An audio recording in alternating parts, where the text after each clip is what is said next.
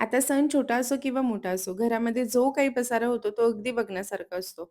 काल काय झालं ना, की मकर संक्रांती होती आणि मला साडीवर घालण्यासाठी एक गळ्यातलं हवं होतं आणि ते स्पेसिफिक गळ्यातलं शोधता-शोधता हा बघा एवढा पसारा झाला. खरं तर हा पसारा कसा झाला मी तुम्हाला सांगते. मागच्या वेळेस जेव्हा मी गावाला गेलेले ना, तेव्हा ह्याच्यातलं थोडंफार सामान घेऊन गेले होते आणि गावाकडनं आल्यानंतर मी हा पसारा आवरायचा थोडा कंटाळाच केला. म्हटलं एखाद्या आठवड्यानंतर वगैरे मस्तपैकी आवरून ठेवता येईल. कपडे वगैरे तर मी सगळे आवरले, पण हे आवरायचं मी मागे ठेवलं होतं. आता ते मागे ठेवलं त्याच्यामुळे मला खूप प्रॉब्लेम झाला. म्हणलं एखाद्या वीकेंडला वगैरे करता येईल, पण नाही.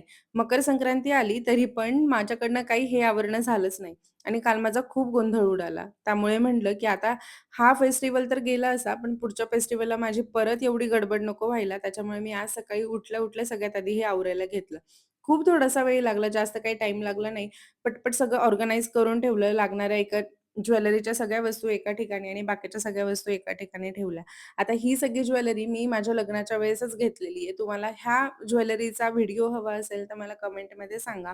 मी नक्की तो व्हिडिओ तुमच्यासोबत शेअर करेल आणि त्यानंतर मग मस्तपैकी आवरून घेतलं आणि फायनली म्हणलं, की हां, सगळं आवरून झालं आणि मग त्यानंतर मी गेले होते जिरा वॉटर गरम करायला आणि मग माझ्या दिवसाची छान अशी मस्त अशी सुरुवात झाली. आणि सकाळी-सकाळी एक मोठं काम झाल्यामुळे मला खूप जास्त सॅटिस्फाईंग वाटत होतं. तर अशी होती काहीशी माझी आजची सकाळ.